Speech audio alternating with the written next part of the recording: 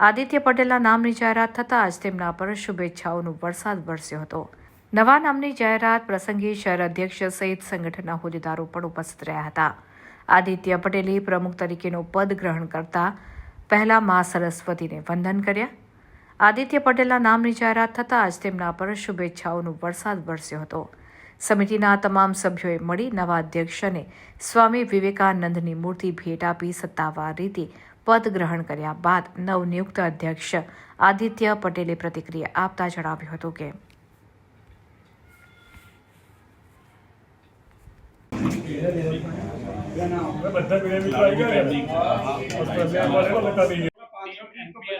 Clear message આપવા માંગીએ છીએ આપણે તો કારણ કે બધા જ કાર્યો આપણે ભેગા મળીને જ આટલા પાછલા વર્ષોમાં કર્યા છે તો પ્રેમમાં કોઈ રહી નહીં જાય એની ખાલી વિનંતી છે કે થોડા મિત્રો પાછળથી આમ લેશો ને બધા લેન્સ આ લોકોના બહુ નિહાર થોડું પાછળ રાખ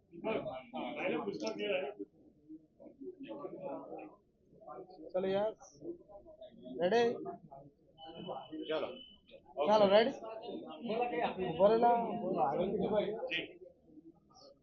ભારત માતા કી जय वाइड फ्रेम है माझी पाहूंगा दिसतोय माईक मोठी डिस्कस होत नका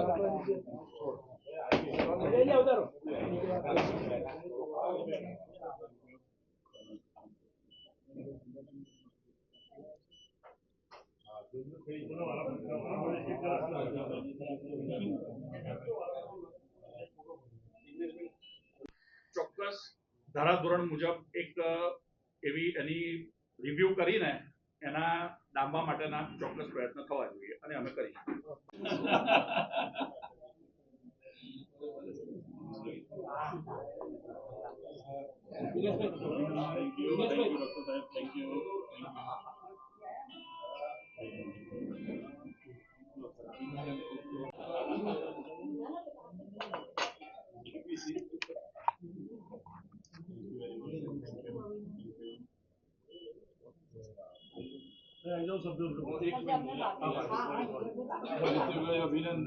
Thank you very much.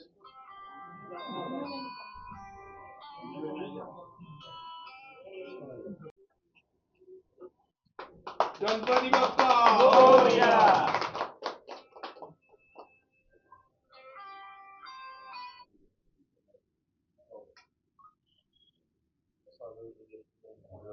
મેં બધા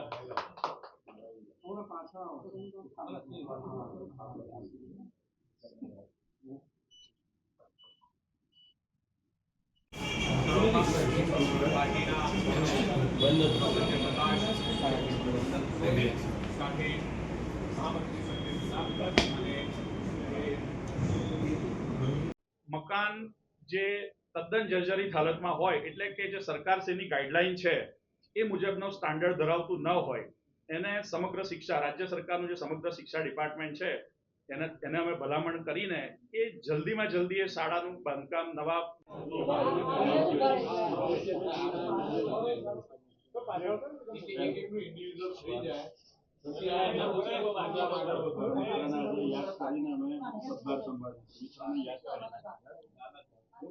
પરમ મિત્ર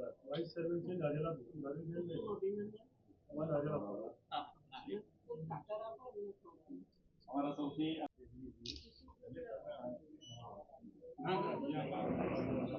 પ્રેમમાં રહીને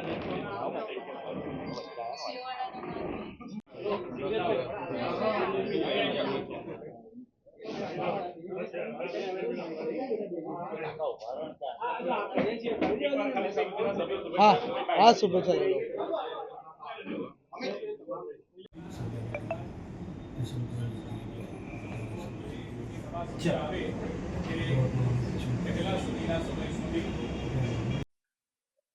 ભારતીય જનતા પાર્ટી વડોદરા મહાનગરના યશસ્વી અધ્યક્ષ આદરણીય ડોક્ટર જયપ્રકાશ સોની સાહેબ દ્વારા આજે નગર પ્રાથમિક શિક્ષણ સમિતિના પરિસરમાં નવા અધ્યક્ષની જાહેરાત કરવામાં આવી, જેમાં મને નવા અધ્યક્ષ તરીકેની જવાબદારી સોંપવામાં આવી છે. તે બદલ સર્વે ભારતીય જનતા પાર્ટીના શીર્ષ નેતૃત્વનો આ તબક્કે હું હૃદયપૂર્વક આભાર વ્યક્ત કરું છું. સૌપ્રથમ પરમ કૃપાળુ પરમાત્મા, મારા માતા પિતા, મારા ગુરુજનો અને જેણે જીવનના સફરમાં દરેક તબક્કે મને સાચું માર્ગદર્શન આપ્યું છે એવા તમામ લોકોનો આ તબક્કે હું સૌપ્રથમ હૃદયપૂર્વક આભાર વ્યક્ત કરું છું. તે ઉપરાંત આપણા ભારતીય જનતા પાર્ટીના કાર્યકર્તાઓને જે સતત માર્ગદર્શન પૂરું પાડે છે એવા આપણા આદરણીય પ્રધાનમંત્રી શ્રી નરેન્દ્રભાઈ મોદી, કેન્દ્રીય ગૃહમંત્રી શ્રી અમિતભાઈ શાહ, રાષ્ટ્રીય અધ્યક્ષ શ્રી જેપી નડ્ડા સાહેબ, એમનો પણ આ તબક્કે હું આભાર વ્યક્ત કરું છું.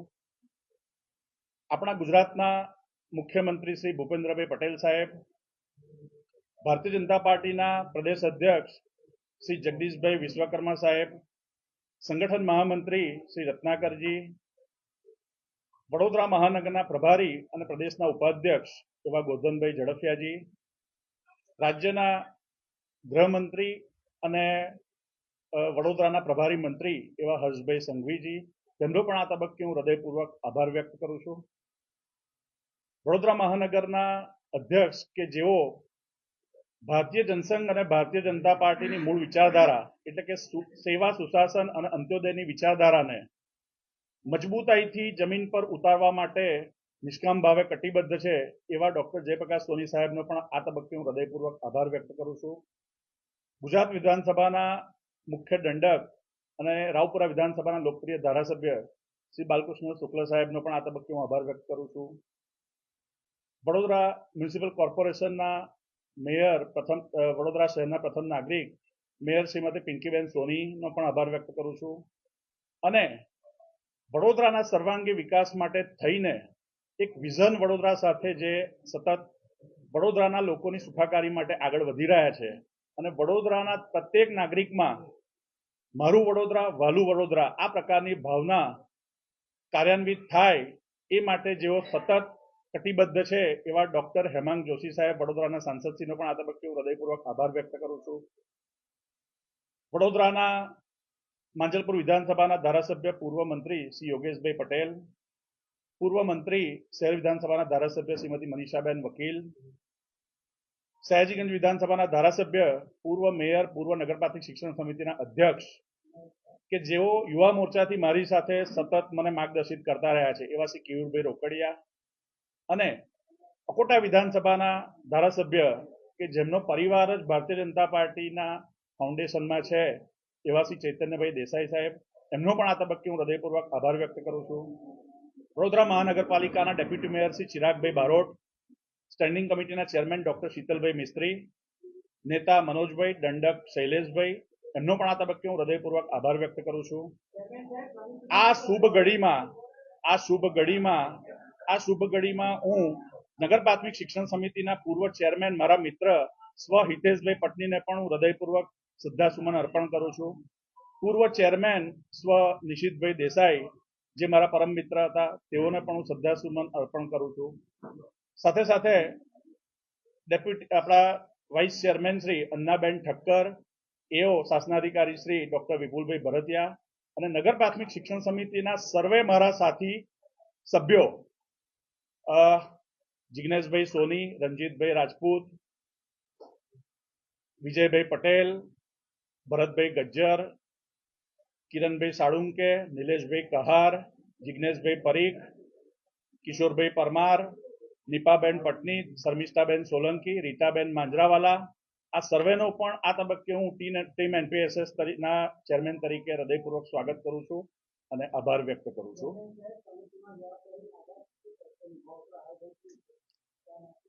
નગર પ્રાથમિક શિક્ષણ સમિતિના ચેરમેન તરીકે અમારું પ્રથમ આ બોર્ડ જ્યારથી ફોર્મમાં આવ્યું ત્યારથી લક્ષ્ય રહ્યું છે કે નગર પ્રાથમિક શિક્ષણ સમિતિની જે પણ કંઈક શાળાઓ વડોદરામાં 121 શાળાઓ છે, આ શાળાઓમાં નેશનલ એજ્યુકેશન પોલિસી એટલે કે NEP 2020 અંતર્ગત જે પણ કંઈક ફિઝિકલ ઇન્ફ્રાસ્ટ્રક્ચર કે ડિજિટલ ઇન્ફ્રાસ્ટ્રક્ચર આ સંપૂર્ણ રીતે સજ્જ હોય, સાથે સાથે શાળામાં કાયમી શિક્ષકો હોય જેનો પ્રયાસ અમારા બોર્ડ તરફથી સતત થયો હતો અને અમે ઘણા બધા અંશે સફળ ગયા છે.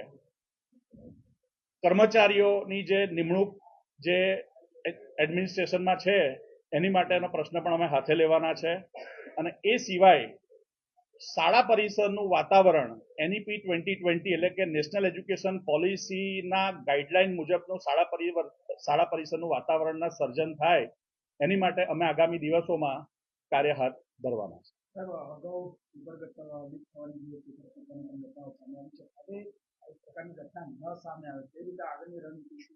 જી, સિસ્ટમમાં જ્યારે કોઈ પણ જવાબદાર અધિકારી અથવા જવાબદારી કોઈ પણ વ્યક્તિ જ્યારે પોતાનું કામ પ્રામાણિકતાથી ન કરે ત્યારે આ પ્રકારની સમસ્યા સર્જાતી હોય છે. અને જ્યારે જવાબદાર પદ પર બેઠેલા વ્યક્તિને આ લીકેજીસનું ધ્યાન આવે તો એને ડામવા માટે થઈને ચોક્કસ ધારાધોરણ મુજબ એક એવી એની રિવ્યૂ કરીને એના ડામવા માટેના ચોક્કસ પ્રયત્ન થવા જોઈએ અને અમે કરીશું.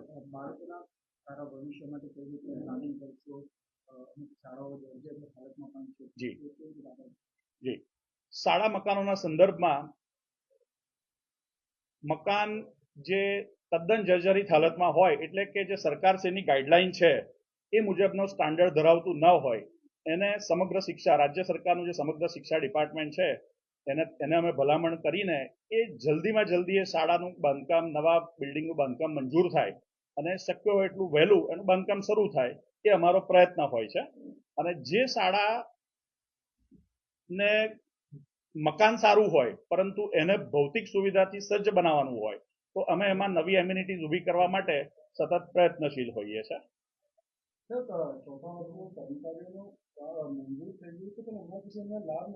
જી જી, ખૂબ સારો પ્રશ્ન છે.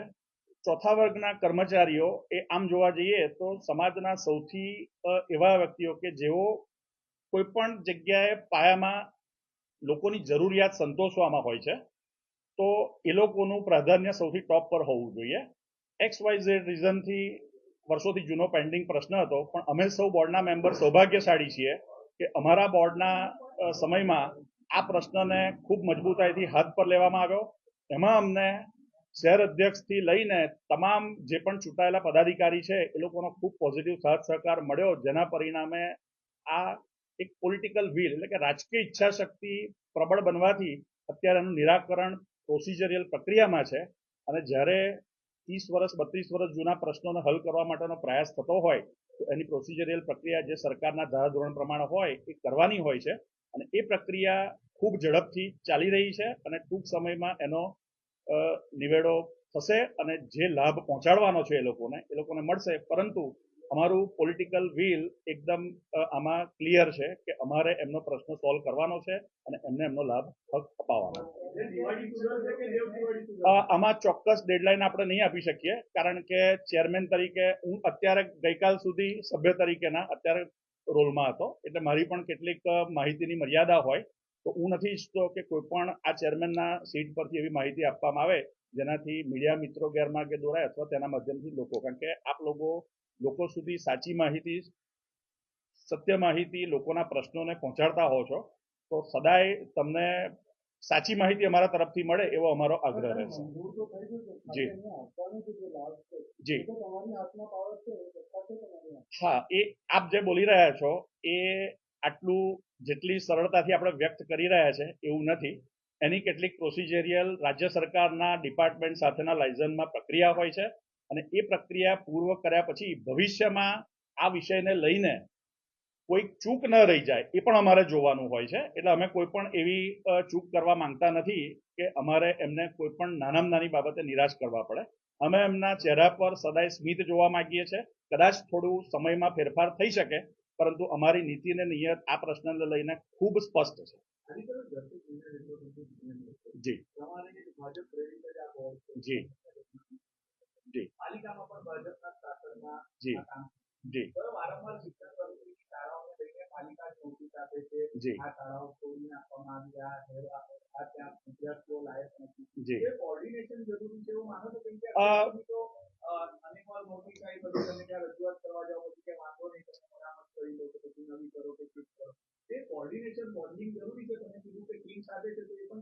બિલકુલ ખૂબ સાચી વાત છે.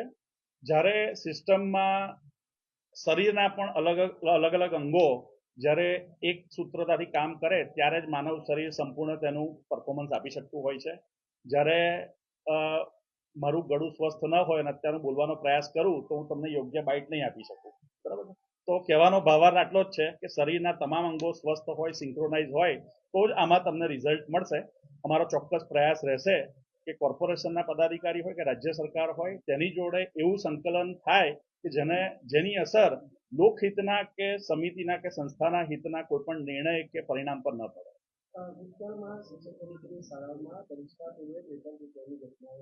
જી જી બિલકુલ. આ વિષય અમારે જે ઘટના બની ત્યારબાદ આ પ્રશ્ન ઓલરેડી પૂછાઈ ગયો છે, છતાં પણ આપને જે જવાબ આપી દઉં કે આ જે પણ કંઈ ઘટના બને એ ખૂબ દુઃખદ હોય છે. સિસ્ટમમાં જ્યારે કોઈ વ્યક્તિ પોતાની જવાબદારી પ્રામાણિકતાથી ન નિભાવે ત્યારે આ પ્રકારની ઘટના સર્જાતી હોય છે. ઘણીવાર પ્રામાણિકતા હોય પણ બેદરકારી હોય, આવું પણ હોતું હોય છે. કાયમ કે પ્રામાણિકતાનો પ્રશ્ન હોતો નથી. તો જે જગ્યાએ ચૂક રહી ગઈ હશે અમે એને 100% સુધારવા માટે સતત પ્રયત્ન કરીશું.